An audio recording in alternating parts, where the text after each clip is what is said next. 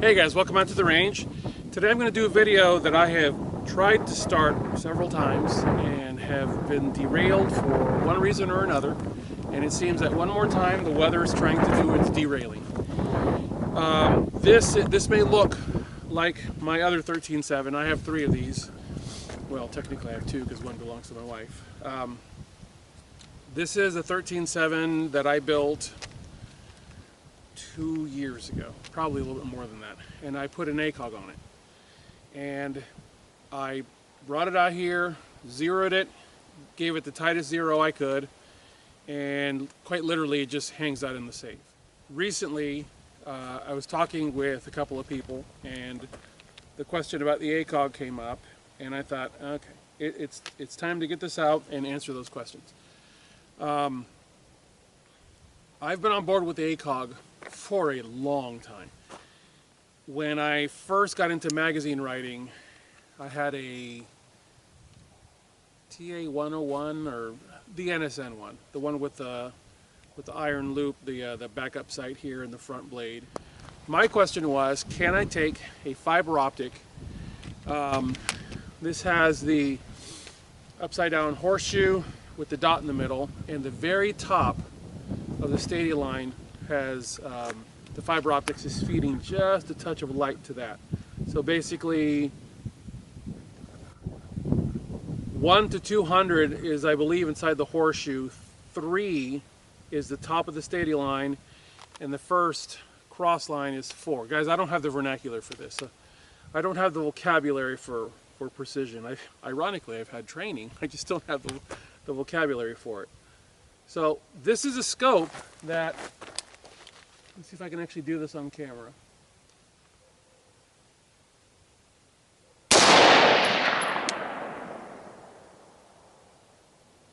That's 100.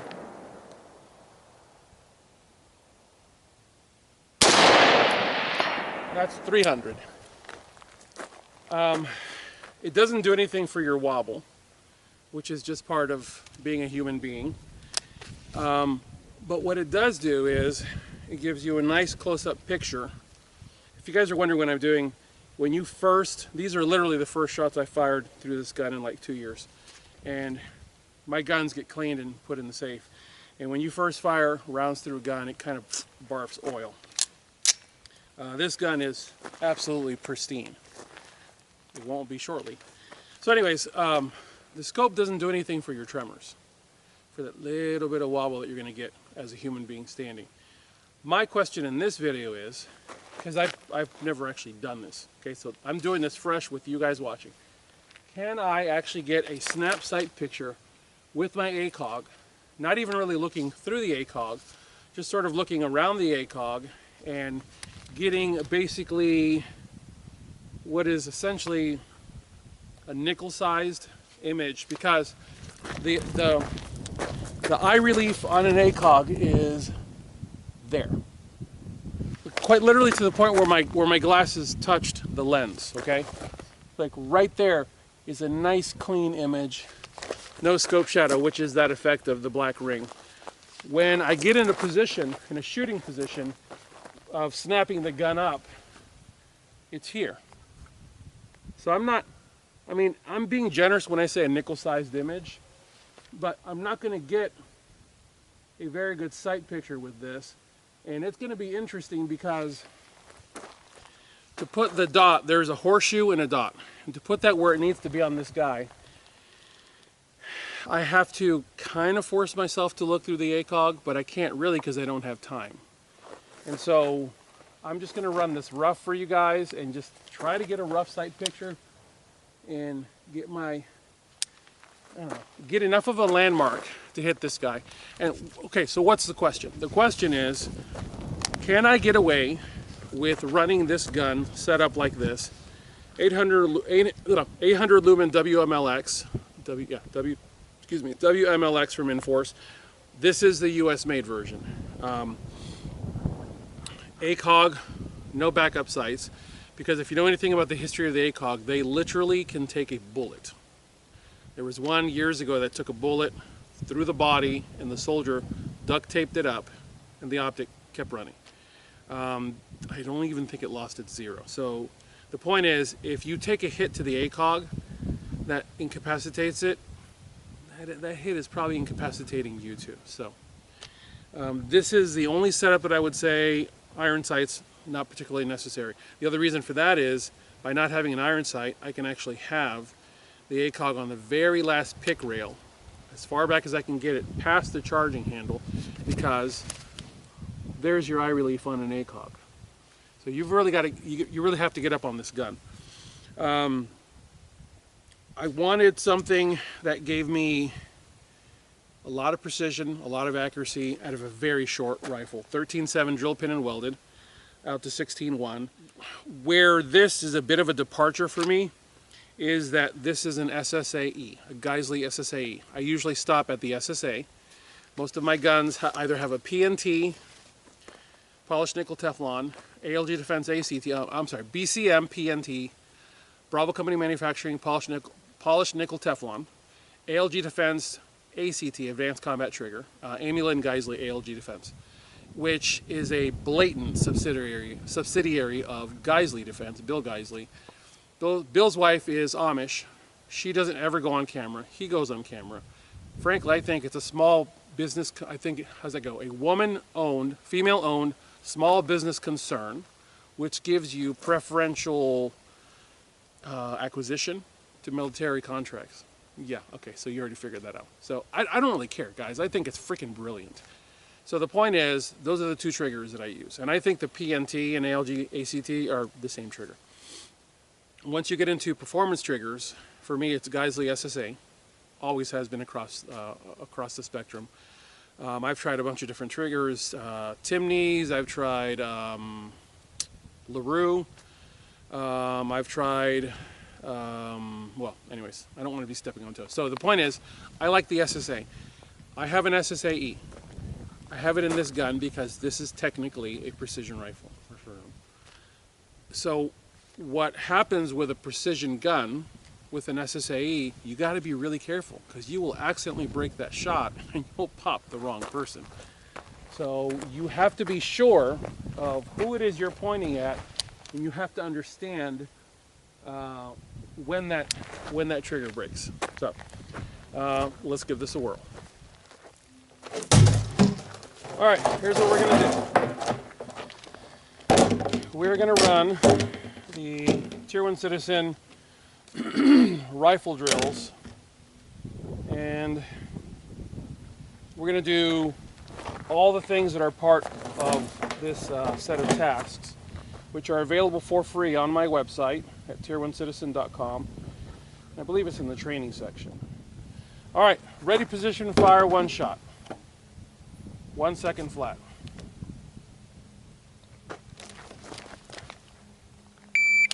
A little bit low. 0.92. A little bit better. Dead center. 103. So I will tell you right now, I'm having difficulty finding my landmarks because I'm getting nothing but a flash sight picture, a partial flash sight picture through the ACOG, and sort of kind of seeing this guy. But those hits are not bad at all. One, two. That was a little bit off the cardboard. It was above the cardboard.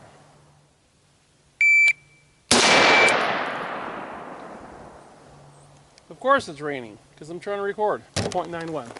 Let's do one more.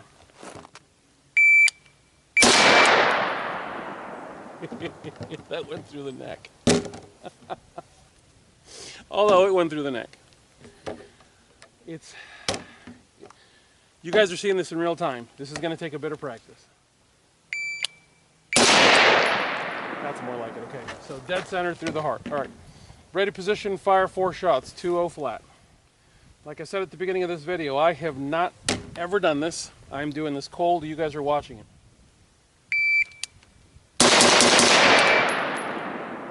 All through the heart. 188. Let's do it again. In fact, I beat the desired time of 195 and required time of 2-0. 188.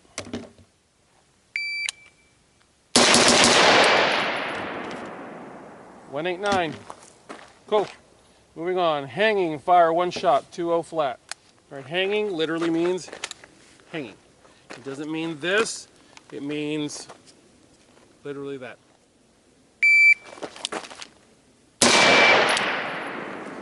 Through the heart. You know what? Let's put some tape on that. Bought a thermal printer a couple months ago. It turned out to be a piece of junk. So I've got a case of this stuff. All this is just thermal printer label. Thermal printer labels. Hanging fire, one shot. 2 seconds. Let's do that again. Heart. Lower portion of the heart. 188. One more time.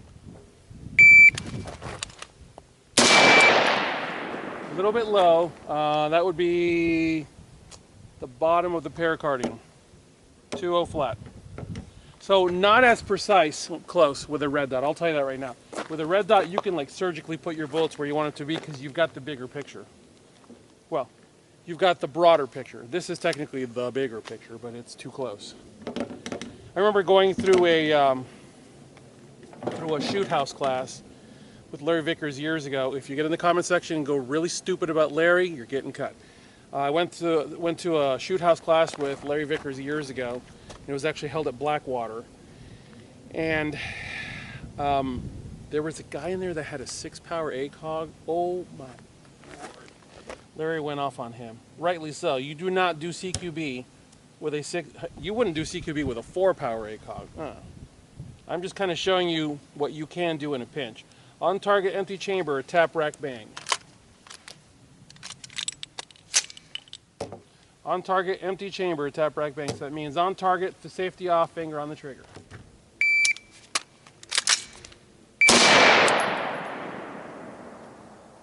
.248, little slow.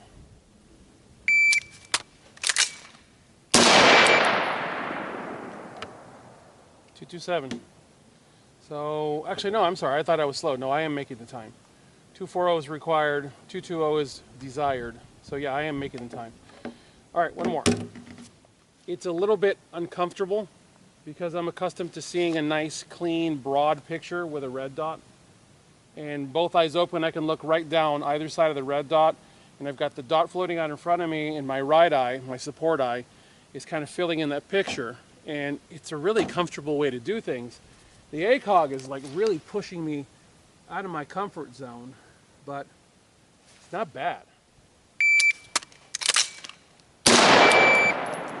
It's on the edge, 207. So I could have worked a little bit better, but that is right here through his right pec. Fight stopper. Okay, on target, fire, one shot, emergency reload, fire, one shot. And that is going to be 325.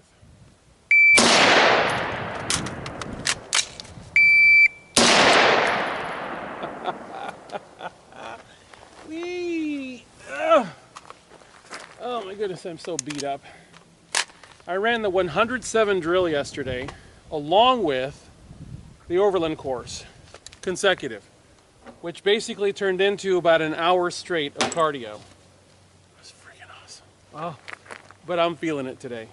All right, let's try that again. On target, fire one shot, emergency reload, fire one shot, 325.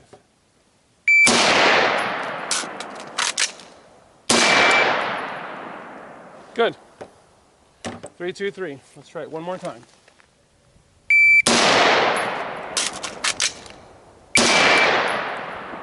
That follow-up shot, you've got to get the gun loaded and then you have to get back into the optics. So it does slow you down a little bit. On target, stovepipe, pull trigger, clear rifle, fire one shot. Oh, that's easy. Oh, this backpack is getting heavy. I have so much stuff in this backpack now, it is not even funny. This backpack is real deal loaded up, as if the fight were like legit going on.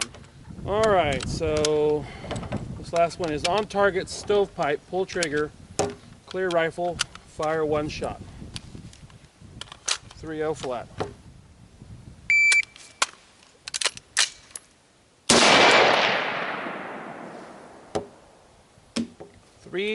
.01. Gotta work harder. You know, the good thing to having a heavy backpack, when you bend over, you kind of have ballast pulling you back, so you know, it's a counterbalance.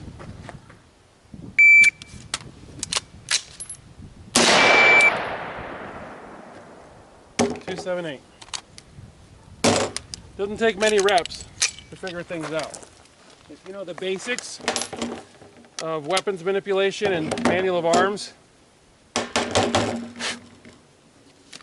you can figure things out.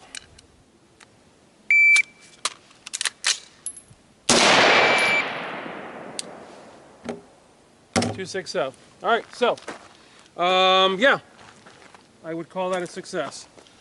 The ACOG is not ideal. I will admit that to you, and I'm fairly certain that I showed that cleanly to you in this video.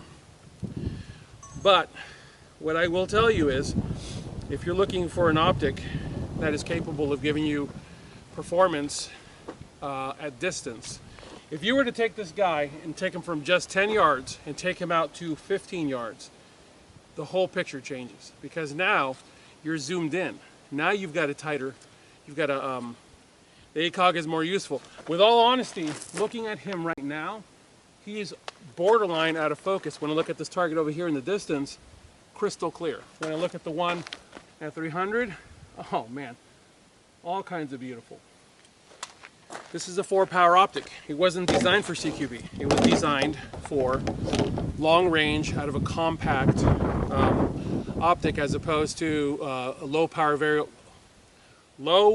variable optic, LPVO, which is normally that long, twice as heavy, and has functionality issues if you don't fully know how to work with the optic. With an ACOG, you set it, you know, you do your 100 meter zero, which is not 100 yards.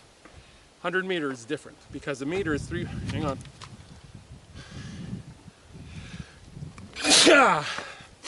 A meter is I sure hope I don't have a bugger hanging on my nose. A meter is 3.28 feet. So when you run that out, basically I just run out to 330 feet. But when you run that out, you're not zeroing at 300 feet. You're zeroing at 330 feet, and it matters. And when you do it, the math that's been engineered into the optic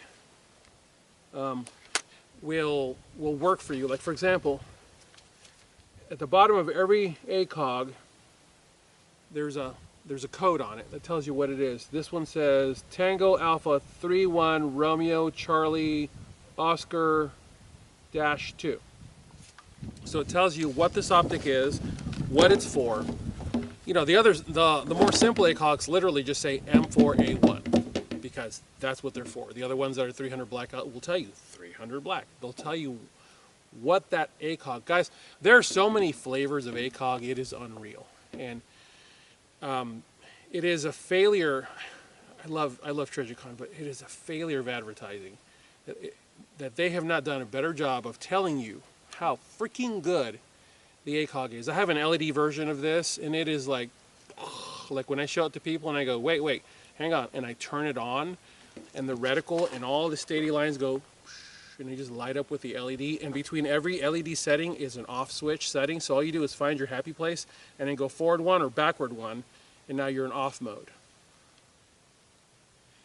ACOGs are just that good. They're money, right? That's the problem. They're very expensive, but if something is worth having, it's worth paying for. And yes, I buy stuff now. Okay, I don't play the whole "hi, I'm media, send me crap for free." I buy things now, so I'm preaching from experience. So, anyways, I want to close by showing you how this optic really flies in the face of the necessity for distance shots.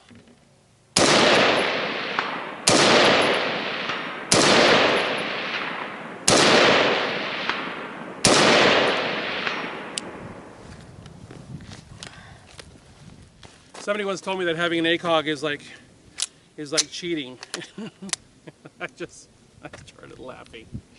I thought, if you want a fair fight, you're a dope. You always want to have the upper hand. It's a fight. It's a fight it's a fight to the death. You want the upper hand. ACOGs are the upper hand. Thank you guys for watching this video. I thank you for supporting me at Tier1Citizen.com. If you have any questions or comments, leave them below. As always, thank you for watching. God bless you all. Get those guns out in practice. Have a good one.